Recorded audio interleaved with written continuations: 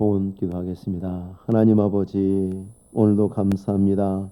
주의 사랑하는 자녀들이 오늘도 올려드리는 예물을 주님 기쁘게 받아 주옵소서. 하늘로서 땅으로서 주의 풍성함이 드리는 자들의 손에 넘치게 하시고, 사랑하는 주의 종들이 평생을 살아갈 때에 하나님의 보살피심 가운데 감사와 찬송으로 영광을 돌리며 살아가게 하옵소서. 아버지, 늘 주 앞에 나올 때마다 기쁨으로 섬기며 감사함으로 섬기게 하시고, 드려지는 예물마다 주님 기쁘게 받으시는 향기로운 예물이요, 또한 아버지 하나님의 나라와 생명의 말씀과 주님의 몸된 교회와 그 모든 복되고 귀한 사역들에 합당하게 쓰이도록 인도하시고 도와주옵소서. 모든 베푸신 은혜를 다시 감사하옵고 우리 구주 예수 그리스도의 이름으로 기도하옵나이다. 아멘. 할렐루야. 찬양대 나 가나안 땅 귀한 성의 제목으로 영광 드리시겠습니다.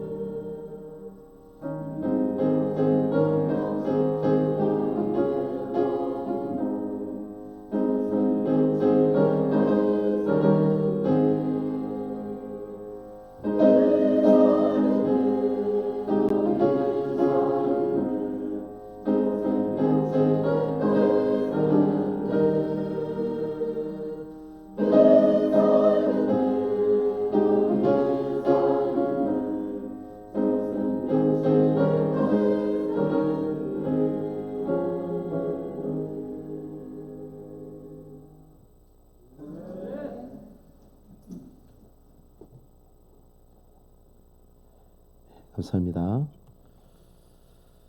하나님께서 하나님의 자녀들을 향해서 베푸시는 구원의 은혜에는 독특한 특성이 있습니다. 인간이 만든 세상의 종교들과는 확연하게 구분되는 것 중에 하나가 성도의 견인입니다. 하나님이 택하신 자녀들을 절대로 결코 버리시지 않는다. 이건 하나님의 백성들을 향해서 하나님께서 성경 전체를 통해서 그리고 믿음의 역사 가운데 일관되게 보여주시는 태도이기도 합니다. 웨스트민스터 신앙고백서 17장 1항에 하나님이 사랑하시는 독생자 안에서 받아들이시고 성령으로 말미암아 효과적으로 부르시고 거룩하게 하신 자들은 은혜의 상태에서 전적으로 최종적으로 타락할 수 없다. 그들은 끝까지 은혜의 상태에서 확실하게 보존되어 영원히 구원받는다라고 고백하고 있습니다. 우리 교회는 이 고백을 받고 있고요, 믿고 있고요. 많은 그리스도인들이 이 고백을 믿고 있습니다. 이것은 사람이 상상력으로 만들어낸 허구의 사실이 아니고 성경 말씀에 정확하게 근거해서 하나님 앞에 고백하고 작성한 것이기 때문에 성경 진리와 같은 것으로 우리가 믿고 가르칩니다. 세상에 있는 인간의 종교들과 이것이 왜 확연하게 구분이 되는가? 인간의 종교는 인간의 본성이, 그 품성이 범죄함으로 인해서 그 지혜가 어두워졌기 때문에 행위 구원에만 매달립니다. 모든 인간의 종교에 어느 나라에 어떤 모양으로 종교를 가지고 있든지 그 종교의 공통된 특성은 행위 구원에 매달린다는 것입니다.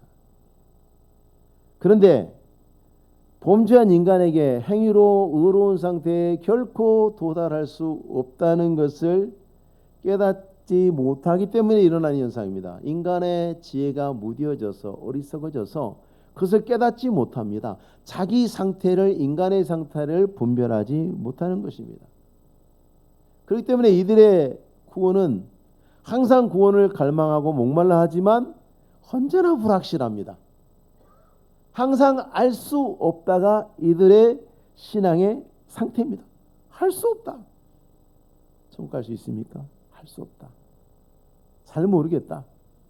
어떻게 되겠지? 그래서 웨스트민스터 신앙고백사가 17장 1항이었죠. 이제 2항에 이렇게 나옵니다. 성도의 견인은 신자 자신의 자유의지에 달려있는 것이 아니라 성부 하나님의 변하지 않는 선택의 작정에 근거하고 성부 하나님의 값없는 영원한 사랑에서 비롯한다.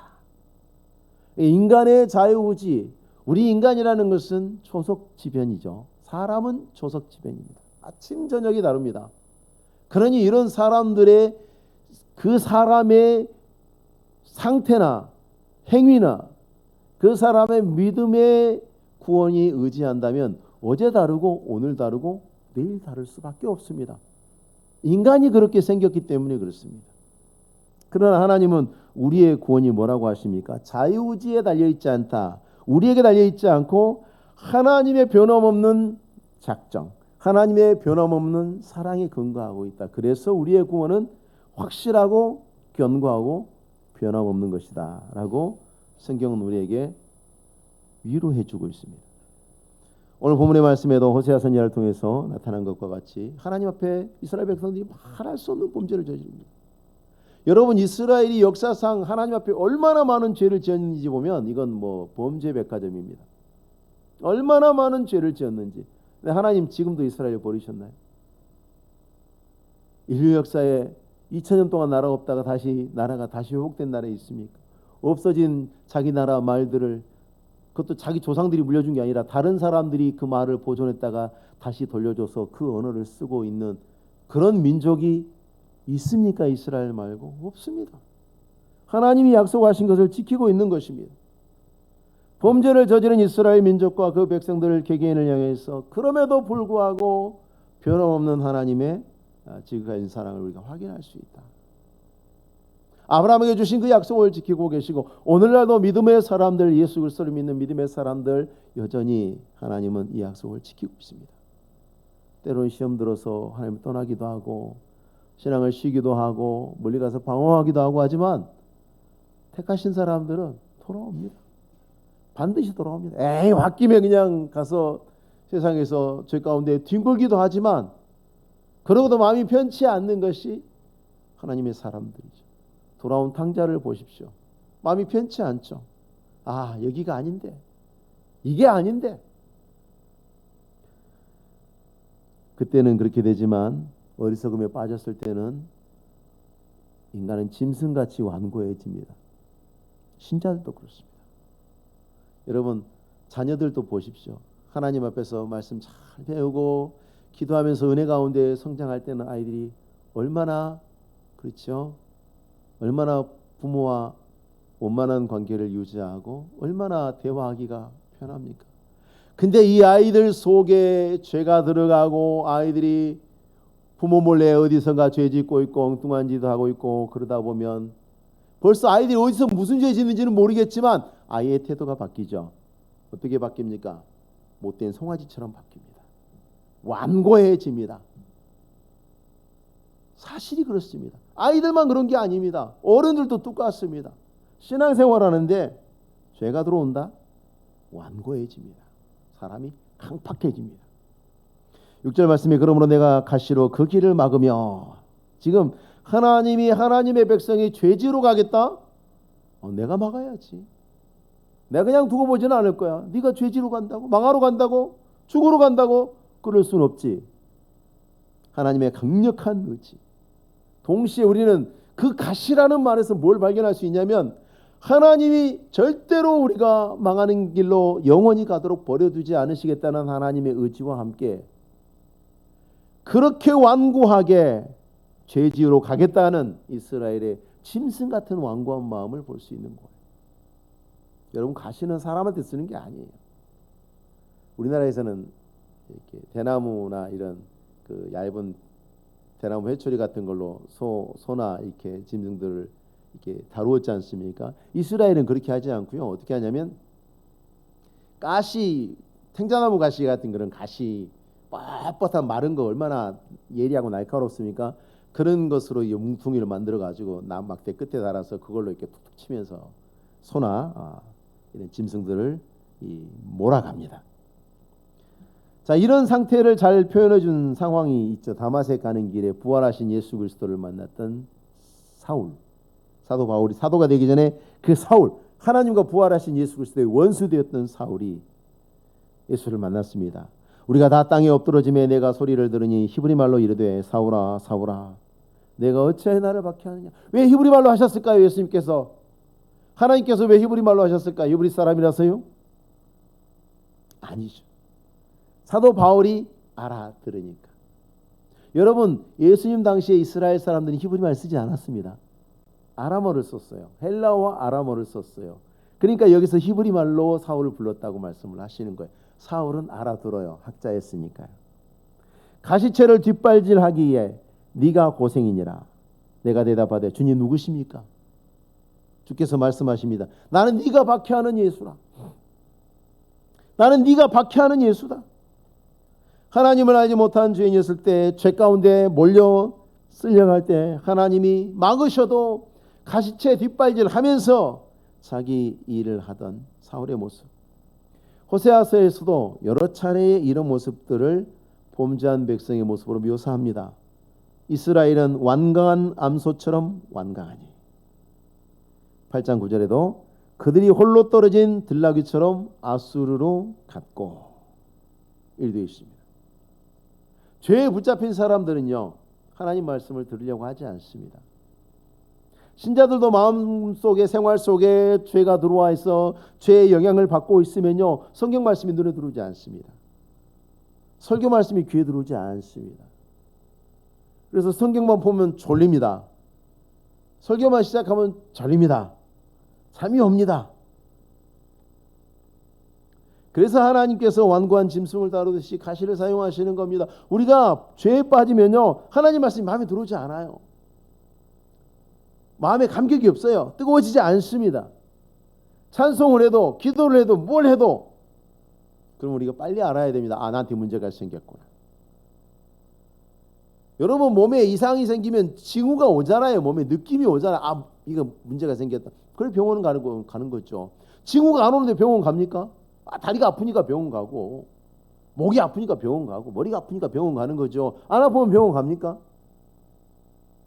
우리에게 하나님 말씀 앞에 찬송하는데, 예배하는데, 기도하는데 감흥이 없다. 마음에 감동이 없다. 기쁨이 없다. 빨리 깨달아야 됩니다. 그리고 기도하셔야 됩니다. 하나님, 나의 완악함을 빨리 꺾으시고 나로 주 앞에 겸손하게 은혜 받도록 변화시켜 주옵소서라고 기도하셔야 됩니다. 왜? 여러분, 아픈 거예요. 정상 아니에요. 문제가 생긴 거예요. 나도 모르는 사이에 완악함이 들어와 있는 거예요. 모르는 사이에 들어오면 문제가 없습니까? 우리 사회에 법을 다루는 사람들을 둘로 나눠볼 수 있죠. 하나는 법 전문가, 하나는 법 기술자. 보통 이제 정직한 판사나 정직한 검사나 정직한 변호사나 이런 사람들은 법 전문가라고 하겠죠. 법에 따라서 사안을 정당하게 다뤄주는 사람들. 법기술자는 뭡니까? 나는 법을 많이 알고 너는 법을 많이 모르니 얼마든지 나는 위법을 하면서도 빠져나가고 너는 실컷 당해봐라. 이게 법기술자죠. 온갖 악을 당합니다. 너무 법을 잘 알고 법에 제재받지 않을 자신이 있으니까 온갖 악한 행위를 다 합니다. 이 사람들은 돈도 잘 벌고 출세도 잘하고 추종자도 많아요. 여러분 대한민국에 이상한 사람 참 많습니다. 악을 향하는데 잘했다고 박수치고 추종하는 사람들도 많습니다. 여러분 옛날에 연쇄살인범 팬클럽 있는 거 아십니까? 있어요. 정말 5천만 명 살다 보니까 별 사람이 다 있어요. 심지어 일본을 숭상하는 사람들의 모임도 있습니다. 우리나라를 침략하고 우리를 억압했던 그 일본을 숭상하는 사람들도 있습니다. 이 법기술자들, 이 사람들이 궁지에 몰리면 애나 지금이나 제가 수십 년을 지켜봐도 똑같이 하는 게 있습니다. 어떻게 빠져나가느냐? 모른다. 생각이 나지 않는다. 어떻게 그런 사람들이 정상적으로 사회활동을 하는지 모르겠어요. 그런데 모른다, 생각나지 않는데 왜 그런지 아십니까? 세상에 존재하는 모든 법의 맹점은요, 양심을 들여다볼 수 없다는 거예요. 인간의 양심을 들여다볼 수 없어요. 그 미국 법이든 프랑스 법이든 일본 법이든 다 똑같아요. 세상의 모든 법은 겉만 보지 그 양심을 들여다볼 수 없어요. 그러니까 자신의 죄를 어디에 감춥니까? 양심에 감춰버리는 거예요. 당신이 꺼내서 찾아볼 수 있으면 찾아봐, 이런 식이죠. 못 찾는 줄 아니까 양심 속에 마음 속에 숨기는 겁니다. 인간의 세상에서는 아주 효과적입니다. 절대로 그 사람들은 대법원 판결을 할 때까지 자기 죄를 인정하지 않습니다. 특징입니다. 그런데 하나님 앞에서는 무지가 면책 사유가 되지 않습니다. 몰랐다? 내가 그렇게 망가져 있는 줄 몰랐습니다. 하나님, 너 왜 그리하였느냐? 하나님, 제가 신앙 상태가 그렇게 망가져 있는 줄 몰랐습니다. 면책 사유가 되지 않습니다. 범죄한 본성 때문에 하나님을 알지 못했습니다. 아무도 나한테 전도 안 해줬습니다. 면책 사유가 되지 않습니다. 그렇기 때문에 우리가 하나님을 알지 못하는 가족이나 친구들에게 복음을 전하고 강권해야 되는 이유가 분명히 여기 있습니다. 예수 복음이 아니면 구원받을 길이 없는데 우리가 말해주지 않으면 그 사람이 알 방법이 없어요. 그리고 결정적으로 그 사람이 몰랐다 그래서 죄가 사해지지 않는다는 겁니다. 나는 하나님 예수 이름 들어보지도 못했습니다. 나는 저 십자가가 무슨 뜻인지도 몰랐습니다. 나는 하나님이 계신지도 몰랐습니다. 상관없습니다. 그래서 우리가 사랑하는 사람들이 평안한 가운데 지옥길 가는 걸 보고만 있다면 하나님이 잘했다 하시겠습니까? 여러분 한 분이 적어도 3명씩은 좀 적어내십시오. 나는 이 사람들을 꼭 전도해 보고 싶습니다. 3명씩 적어내십시오. 다 적어주세요. 현수막 다 이렇게 인쇄해가지고 우리 걸어놓고 같이 좀 기도하자고요. 그날 오고 안 오고는 둘째 문제고 우리가 같이 기도하면서 영혼을 위해서 우리가 이웃초청 주일까지는 한번 기도해 보자고요. 우리가 그 한 사람의 영혼을 위해서 사랑하는 마음으로 그 사람을 위해서 기도하는 시간들을 갖는 것은 결과와 관계없이 여러분에게 얼마나 유익한 시간입니까? 얼마나 복된 시간입니까? 당시 이스라엘 제사장들은 영적으로 타락한 사람들이었습니다. 그래서 하나님의 종이 아니라 왕의 하수인들이었어요. 한문으로는 괴뢰라고, 옛날에 괴뢰라는 말 많이 쓰는데 요즘 잘 안 쓰죠. 순수 우리말로 하면 꼭두각시. 왕의 비유를 맞추느라고 하나님의 참된 진리를 가르치지 않았어요. 하나님 율법의 말씀이 아니면 하나님의 백성들은 1년에 3번씩 예루살렘에 여호와의 성전에 가서 하나님 앞에 얼굴을 보여야 돼요. 율법에 있어요. 해야 돼. 안 가르쳐요. 여호와 하나님을 가르치면 안 돼. 여호와 하나님을 가르치면 예루살렘에 솔로몬 성전을 중심으로 신앙생활을 해야 되거든요. 근데 북이스라엘 왕이 싫어해. 그러니까 왕의 정책 이익에 방해가 될 수 있으니까 왕의 비위를 맞추기 위해서 왕이 좋아하도록 왕이 말하는 것처럼 북쪽에는 단이 있고 남쪽에는 베델이 있으니까 거기 가면 금송아지 있다. 그게 여호와다. 그렇게 가르치는 거예요. 그러니 이스라엘 사람들은 날 때부터 그렇게 배운 것입니다. 8절 말씀에 곡식과 새 포도주와 기름은 내가 그에게 준 것이요 그들이 바알을 위해 쓴 은과 금도 내가 그에게 더하여 준 것이거늘 그가 알지 못하도다. 못 배웠으니까, 아무도 안 가르쳐 줬으니까. 이게 하나님 여호와께서 우리에게 주신 은혜라는 것을 아무도 안 가르쳐 주고 이건 바알이 준 거, 이건 아세라가 준 거, 이것도 바알이 준 거, 이렇게 배웠으니까 난 몰랐다는 겁니다. 날 때부터 아버지도 그런 이야기하고 할아버지도 그런 이야기하고 교회 가면 목사님도 그런 이야기하고, 그러니까 당연히 그런 줄 알았다.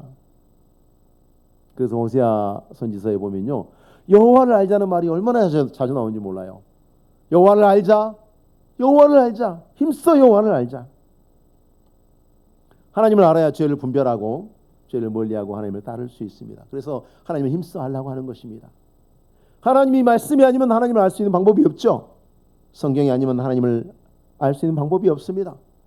그래서 하나님이 말씀하시는 길을 따라가는 것이 신앙의 길이고 그 길을 벗어나는 것이 불신앙의 길입니다. 하나님의 길을 알지 못하고 어떻게 하나님의 길을 따를 수 있겠습니까?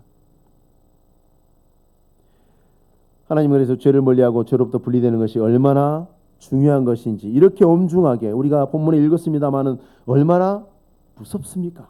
무서운 말씀들을 지금 하고 있죠. 죄와 함께라면 영원한 영벌을 피할 수 없습니다. 죄로부터 떠나지 않으면 그 영원한 영벌을 피할 수 없습니다. 그래서 어머니라도 고발하라. 여러분, 어머니를 고발한다 그러면 벌써 딱 머리에 드니 무슨 생각이 듭니까? 이건 폐륜, 세상에 할 짓이 없어서 그런 짓을 하느냐라고 생각할 만한 행동 아니겠습니까? 사람으로서는 해서는 안 되는 일 같은 그 일을 죄로부터 분리되기 위해서는 해야 한다. 그만큼 심각하고 중요한 문제다. 2절 말씀에 너희 어머니와 논쟁하라. 이거 어머니 고발하라는 얘기예요. 너희 어머니를. 이스라엘 자손에게 어머니가 누구냐? 이스라엘 민족이죠. 이스라엘 민족 공동체, 이스라엘 국가 공동체 안에서 이스라엘 백성들이 태어나서 자라고 거기서 살아갑니다. 그래서 그들에게 그 이스라엘 민족은, 이스라엘 나라는 어머니 같습니다. 그런데 그들에게, 그 어머니 민족에게 있는 죄악에 대해서 지적하고 비난해라. 너희는 너희 민족의 죄를 지적하고 비난해라. 여러분, 어머니가 얼마 전에 뉴스에 한번 나왔었습니다. 그 어머니가 자식에게 음식에 독을 먹여서 죽이는, 독살하는 그 사건이 뉴스에 나온 적이 있어요. 모든 사람이 비난하죠. 가까운 사람, 아는 사람이면 더 심하게 비난했을 것입니다. 또 그렇게 비난해야 합니다. 어머니가, 가장 그 어머니를 신뢰하는 그 자식이 어머니를 믿고 먹는 그 음식에 독을 넣어서 죽인다. 비난받아 마땅하죠.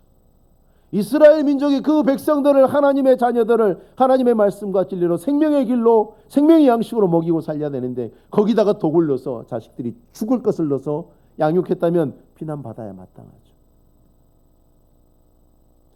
하나님께서는 택한 백성의 그 죄를 또 이렇게 책망하십니다. 그는 내 아내가 아니고 나는 그의 남편이 아니다. 요즘은 이혼할 때 갈라서 그렇게 표현하나요? 이스라엘 그 당시 고대 근동에 쓰는 이혼 선언입니다. 당신은 내 아내가 아니고 나는 당신 남편이 아니다. 이건 이혼 선언이라고 합니다.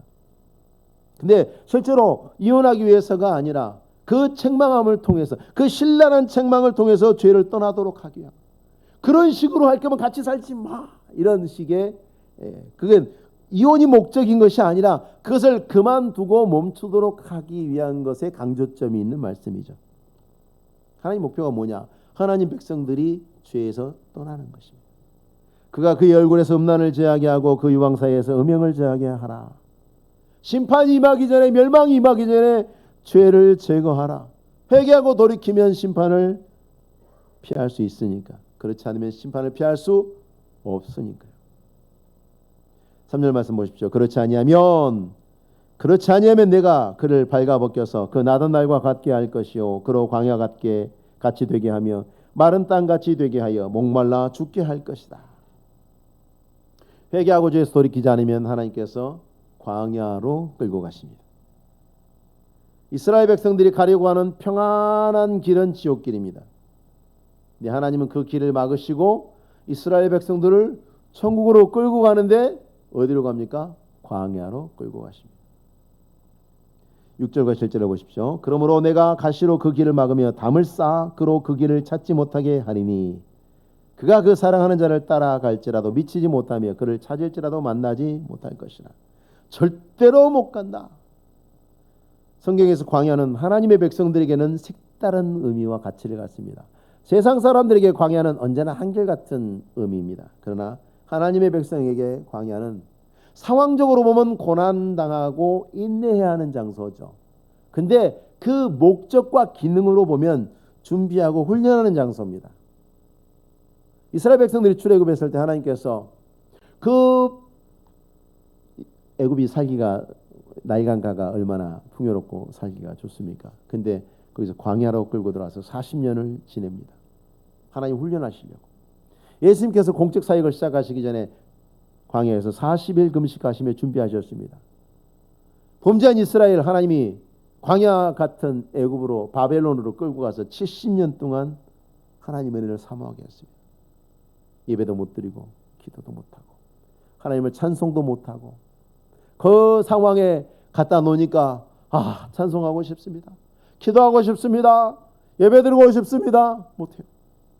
70년 동안 목마르게 하시고 데려오셨죠. 요한계시록에도 여자로 묘사된 하나님의 참된 교회가 광야로 도피해서 1260일을 하나님의 양육을 받았다. 성경에 보면 광야에서 양육을 받았다. 그리고 그 광야에 하나님께서 예비하신 곳이 있더라. 실로 광야와 마른 땅은 험악한 징계입니다. 근데 이스라엘을 축복의 터 위에 세워주는 도구입니다. 하나님의 신자들을 광야로 끌고 갈 수 있습니다. 하나님의 사랑하는 그 믿음의 자녀들을 광야로 끌고 갈 수 있습니다. 고통스러운 형벌입니다. 그런데 그것으로 인해서 죄를 떠나고 회개함으로 새롭게 되어서 하나님 앞에 거룩한 가운데 세워지는 축복의 발판이 되기도 합니다. 하나님 백성이 누리는 그 모든 것들, 하나님 백성들 범죄했을 때에 바알이 줬다, 우상이 줬다, 다른 것이 줬다, 이렇게 믿었습니다. 그것이 범죄입니다. 여러분, 하나님으로부터 받지 않은 것이 아무것도 없습니다. 다 하나님으로부터 받았습니다. 얼마나 받았습니까? 뭘 받았습니까? 근데 여러분은 어떻게 하고 있습니까? 정말 하나님께서 주셨다고 감사하고 또 감사하고 있습니까? 아니죠. 딴 거 하고 있죠. 다른 일 자주 하시죠. 그게 죄가 아니라고 생각하시면 안 됩니다. 그건 죄입니다. 광야의 시간은요, 하나님이 진실이 무엇인지 증명하시는 하나님의 시간이에요. 다른 것 덕분이라고 광야에 가보자. 범죄한 하나님의 백성에게 하나님이 광야를 사용하셔서 그들이 하나님으로부터 받았음에도 불구하고 다른 것 덕되게 이겼다. 내가 재주가 좋아서, 누가 도와줘서, 운이 좋아서, 그건 우상숭배 아닙니까? 운이 좋아서 그건 우상숭배입니다. 때를 잘 만나서 그것도 우상숭배입니다. 때가 하나님입니까? 운이 하나님입니까? 나 도와주는 다른 사람이 하나님입니까? 아니면 내가 하나님입니까? 다 우상숭배입니다. 오직 하나님만 섬기고 하나님께만 영광을 돌린다면 하나님께서 더 풍성하게 하시겠죠. 더 하나님께서 아름다운 것들로 우리의 삶을 장식해 주실 것입니다. 근데 이스라엘 백성들이 그렇게 하지 않습니다. 그러면 어떻게 되느냐? 9절 말씀에 9절부터 쭉 보시면 하나님이 도로 찾으며 빼앗으리라 피하리라. 들짐승들이 그 포도나무 무화과나무 다 먹을 것이다. 들짐승들에게 포도나무 무화과나무를 먹게 할 것이다. 내가 삭수로 받은 것이다 라고 말하고 있지 않습니까? 내게 준 값이다. 12절 한번 보십시오. 그가 전에 이르기를 이것은 나를 사랑하는 자들이 내게 준 값이라 하던, 이 값이라는 말이 뭐냐면 화대를 말한 겁니다. 화대. 매춘의 대가로 받은 화대. 바알이 하나님이라면 바알을 충성스럽게 섬기는 이스라엘 백성들이 갖고 누리고 있는 것이 그대로 있어야 되겠죠. 근데 하나님께서 그것이 하나님의 소유고 바알이 준 것이 아니라는 것, 하나님이 원래 하나님의 소유고 하나님의 소유였던 것을 하나님의 백성에게 하나님이 주신 것이라는 것을 빼앗음을 통해서 증명하는 거죠. 그게 바알이 준 거면 바알이 지켜줄 것이지만 바알이 못 지켜주고 하나님이 다 뺏어가십니다. 내 거 맞지. 바알이든 사람이든 누구든 하나님이 하신 일을 막을 수가 없습니다. 10절 말씀에 그를 내 손에서 건져낼 사람이 없으리라. 신약 성경에도 이 말씀이 있죠. 하나님이 하시려면 누가 막을 수 있습니까? 아무도 못 막습니다. 원수 갚는 것이 내게 있으니 내가 갚으리라 하시고 또 다시 주께서 그의 백성을 심판하리라 말씀하신 것을 우리가 아노니 살아계신 하나님의 손에 빠져들어가는 것이 무서울진저. 누가 빠져들어갑니까? 주께서 그의 백성을 심판하리라. 하나님이 그의 백성을 심판하리라. 하나님의 살아계신 손에 빠져들어가는 사람이 누구냐? 그의 백성이다. 하나님의 백성들이 하나님 앞에 범죄하고 바알 섬길 때에 하나님을 완전히 버리는 형태를 취하지 않습니다. 나 예수 믿어. 나 교회 안 가. 나 앞으로 더 이상 하나님 안 믿을 거야. 그러지 않습니다, 여러분. 오늘날 성도들이 속고 넘어지는 게 같은 방식이기 때문에 우리는 주목해서 봐야 됩니다. 11절 보십시오. 이 범죄한 이스라엘 백성들이 뭘 하고 있어요? 하나님이 지금 패하시겠다는 얘기는 이스라엘 백성들이 지금 하고 있는 거예요. 뭘 하고 있습니까? 내가 그의 모든 일학과 절기와 월삭과 안식일과 모든 명절을 폐하겠다. 평소에 바알 숭배에 시컷하면서 종교적 행사나 절기만큼은 여호와께 지켰다는 것이 분명합니다. 이스라엘 백성들의 문제점이 뭐냐? 하나님도 섬기고 바알도 섬겼다. 정말 큰 문제는 그게 문제가 아니라는 거죠. 그게 문제가 아니라고 생각한다는 거예요. 심각한 문제가 아니라고 생각한다는 거예요. 오늘날도 우리가 일상생활 속에 사회생활 속에서 실컷 범죄하고 세상 사람들이 하는 것처럼 죄를 두려워하지 않고 범죄하며 살다가 주일날만 되면 거룩한 백성으로 잠시 변화되는 탈바꿈을 하는 애벌레 성도들이 없지 않습니다. 주일날 오기까지 나뭇잎 갉아먹고 꽃 갉아먹고 볼상스러운 일을 다 저질러 놓고 주일날 토요일날 저녁에 꼬치에 들어가서 주일날 나비처럼 우아하게 교회 와서 우아하게 꿀 빨고 고상하게 다시 월요일날 가면 또 애벌레처럼 이 나무 저 나무까지 기어다니면서 이파리 다 갉아먹고 쪼아먹고 고기 사납게 해놓고 사람의 제일 되는 목적을 생각해 보십시오. 하나님을 영화롭게 하고 하나님을 영원히 기뻐하는 것입니다. 그리고 하나님을 영화롭게 하고 그를 영원히 기뻐하는 그 통로와 방법으로 신앙의 형식들, 절기와 그런 것들이 존재합니다. 그러니까 신앙의 형식들을 함부로 무시하면 안 되는 거죠. 그런데 여러분 그게 절대적인 것은 아니에요. 영원 분리하는 법칙이 아닙니다. 내용이 없으면 그 형식은 의미가 없는 거예요. 내가 내 안에 믿음이 오염이 되어 있으면 내가 아무리 주일날 나오고 하나님을 잘 섬긴다고 하나님 앞에서 우리의 신앙적인 의무들을 잘 준수해도 의미가 없는 것입니다. 그래서 하나님께서 이스라엘 절기를 명절을 폐해버리겠다 말씀하신 거고 유다 백성들에게 뭐라고 했습니까? 솔로몬 성전을 다 헐어버리겠다 말씀을 하시잖아요. 성전이 있으면 뭐합니까? 믿음이 없는데. 하나님이 양심을 보신다니까요. 겉으로 봐서는 아무 문제가 없는 것 같은데 속으로 무슨 일을 하고 있고 어떤 범죄가 저질러졌는지 하나님은 다 아신다고요. 양심을 들여다보신다고요. 껍데기 아무리 그럴 듯해도 믿음이 없는 교회는 교회가 아니죠. 유럽 교회가 왜 망했느냐? 믿음이 없어서 망했죠. 믿음을 팔아먹어서 망한 거죠. 믿음 먼저 팔아먹고 교회는 그 다음에 문 닫은 거예요. 교회부터 문 닫지 않습니다, 여러분. 교회 문을 누가 닫습니까? 공산당이 닫습니까? 공산당이 교회 문 닫습니까? 아니면 사탄이 닫습니까? 아니에요. 성경 읽어보면요. 교회 문은 하나님이 닫아요. 교회 문은 하나님이 닫는 거예요. 교회가 망했다. 하나님이 망하게 한 거예요. 교회가 문 닫았다. 하나님이 문 닫게 한 거예요. 하나님이 지키시고 돌보시는데 교회가 문 닫은 적이 없어요. 하나님이 지키시고 돌보시는데 누가 교회 문을 닫습니까? 누가 교회를 망하게 합니까? 분명히 하나님 말씀하십니다. 그를 내 손에서 건져낼 자가 없으리라. 그러면 하나님이 지키시면 그를 하나님의 손에서 빼앗을 자도 없는 것입니다. 이스라엘 백성들처럼 아수르와 바벨론을 핑계하지 말아야 합니다. 세상이 어떻게 변해도 교회는 망하지 않습니다.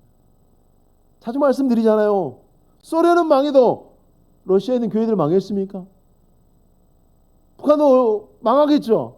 북한에 교회 있습니다. 지금도 70년 80년 동안 교회가 살아 있습니다. 하나님 백성들 살아 있습니다. 교회는 절대 안 망할 겁니다. 인간의 권력이 망하는 것이죠. 세상이 망하는 것이죠.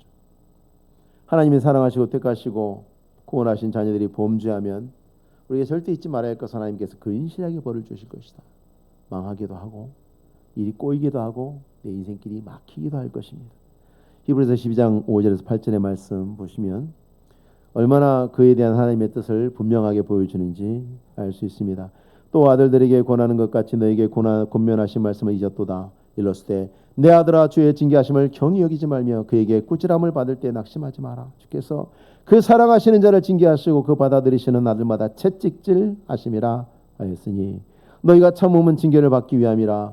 하나님이 아들과 같이 너희를 대우하시나니 어찌 아버지가 징계하지 않는 아들이 있으리요. 징계는 다 받는 것이거늘 너희에게 없으면 사생자 유치한 아들이 아니니라. 우리가 사는 날 동안에 하나님 우리가 하는 일을 망하게 하시고 우리가 가는 길을 막히게 하실 것입니다.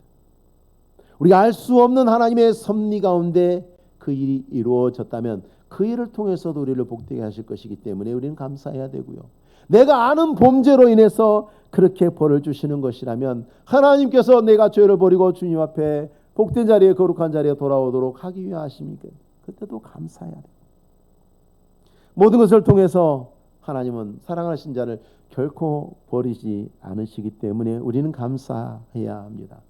그래서 우리가 하나님의 자녀로 살아가는 모든 날 동안에 때로는 길이 막히고 때로는 하던 일이 망하고 때로는 내 삶의 시간들이 고달프고 그럴지라도 무슨 일을 만나든지 간에 여전히 하나님이 나를 사랑하심으로 나를 견고하게 붙잡고 있다는 것을 생각한다면 하박국 선지자가 말했던 것처럼 아무것도 없어요.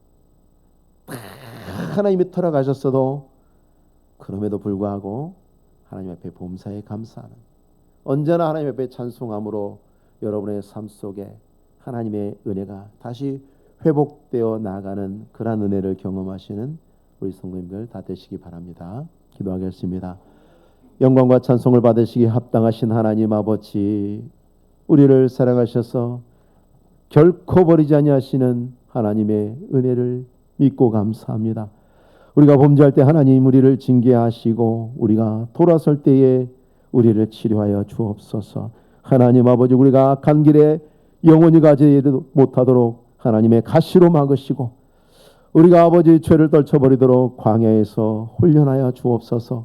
이로 말미암아서 우리가 주 앞에 복되고 영화로운 백성이 되며 마침내 승리하는 자리에 서며 생명일 가운데 주의 주시는 은혜로 주를 찬송하기를 그치지 아니하는 주의 백성들 되게 하옵소서. 감사를 드리며 예수님의 이름으로 기도하옵나이다.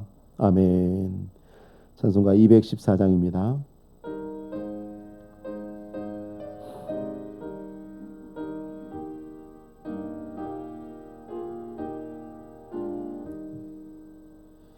나 주의 도움 받고자 주의 손님께 빕니다. 구원하라 하시사 날 받아주소서. 내 모습 이대로 주 받아주소서. 날 위해 돌아가신 주 날 받아주소서. 큰 죄에 빠져 영주를 날 위해 피 흘렸으니 주 영상대로 빚으사 날 받아주소서.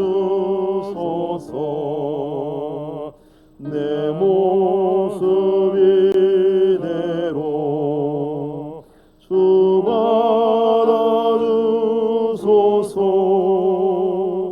날 위해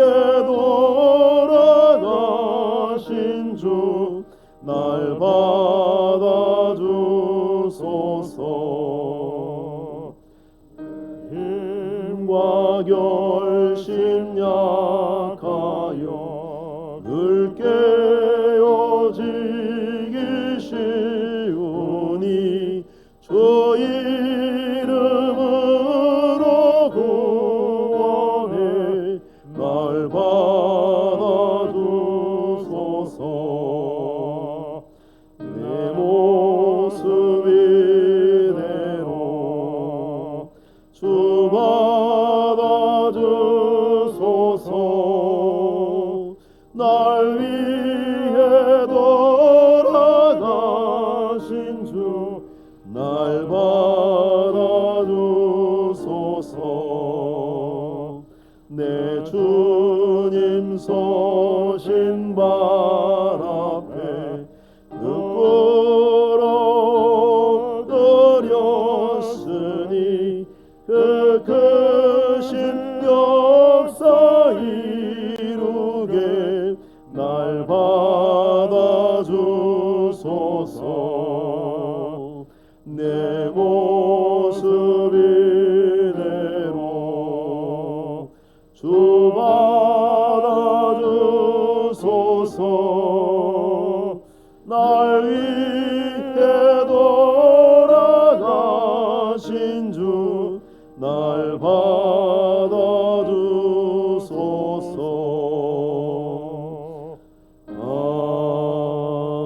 아멘. 광고 드리겠습니다.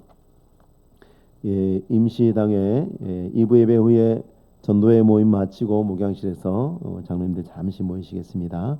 금요 기도회 이번 주에는 유교전도에서 특송하시겠습니다. 화요 전도 화요일 날 10시 30분 소예배실에서 모여서 기도하고 전도합니다. 토요 전도는 토요일 오후 2시에서 4시 참새어린 놀이터에서 섬깁니다.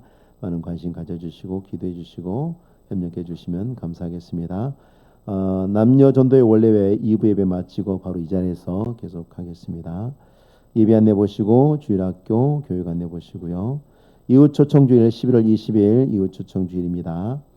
예, 각 전도회 구역에서 한 마음으로 참여해 주시고 가정에서도 우리 성도님들도 참여해 주시면 감사하겠습니다. 한 마음으로 참여해 주시고요. 초청 대상으로 기도하는 명단을 사무실로 제출해 주시면 함께 기도하면서 우리 주님 앞에서 이 귀한 섬김을 이루어 나갔으면 좋겠습니다. 대상은 6개월 이상 장기 결석한 성도들 다 포함되고요. 우리 가족들도 6개월 이상 결석하고 있는 분들 다 해당됩니다. 그리고 불신 가족들도 해당되고 친구나 이웃 중에 예수를 믿지 않는 분들 다 해당됩니다. 초청 목표 150명으로 기도하고 있습니다. 수험생을 위한 기도 우리 도로민 현관에 또 현수막 걸려 있죠. 11월 17일 날 수학능력평가일에 이번에 우리가 파악한 바로는 한 9명의 학생들이 있습니다. 그래서 기도해 주시기 바랍니다. 이여전도회에서 우리 교회 앞에 계단에 빨간색 국화꽃으로 아름답게 섬겨 주셨습니다. 감사합니다. 총여전도회에서 11월 6일 첫째 주일에 교회에서 아나바다 한다고 합니다. 우리 안 입는 그리고 안 쓰는 물품들 가운데 좋은 것들이 있으면 총여전도에 제공해 주시면 유익하게 사용되고 수익금은 전액 이웃 돕기에 사용됩니다. 정책복음사역 온라인 바자회 합니다. 10월 17일부터 28일까지 온라인 바자회를 통해서 수익금을 전액 우리 관악구 동작구 관악구에 계시는 어려운 이웃들과 독거 어르신 청소년들을 위해서 사용됩니다. 많은 관심 갖고 참여해 주시면 감사하겠고요. 이번 주 토요일 좌석방위 작업은 일여전도에서 수고해 주시겠습니다. 10월 종식봉사 표 보시고 많이 참여해 주시고요. 도와주시기 바랍니다. 우리 오늘 처음 나온 우리 아기 네, 저 오셨나요? 네, 네네, 네네.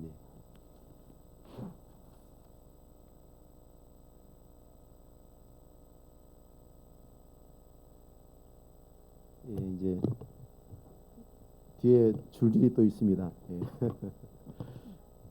지금 아직 이제 다다음 주쯤 되면 또 나올 아기가 또 있습니다. 우리 이종천 집사님, 장서영 집사님 가정에 우리 이정한 어린이 우리 교회에서 출생하면 이렇게 출생 기념표를 만들어서 전달하고 우리 새가족부에서 선물도 같이 증정하도록 하겠습니다. 자, 우리 정한이 좀 가까이 우리 같이 한번 기도하겠습니다. 같이 기도하겠습니다. 하나님 아버지 감사합니다. 귀한 아이가 주님의 전에 나왔습니다. 오늘 첫 번 내딛는 이 걸음이 아름다운 시작이 되게 하셔서 하나님 나라에 주께서 다시 부르실 때까지 주님의 몸된 교회를 충성되이 섬기고 기둥 같은 일꾼으로 섬기고 하나님을 영원롭게 하고 세상에 빛되고 소금되는 복된 아이로 살아가게 하옵소서. 부모의 기도와 사랑과 양육 안에서 아름답게 성장할 수 있도록 하나님 인도하시기를 원하옵고 예수님의 이름으로 기도하옵나이다. 아멘. 자, 인사하고 가실 때 박수하겠습니다. 차렷 국내. 예, 다 같이 나 찬송가 365장.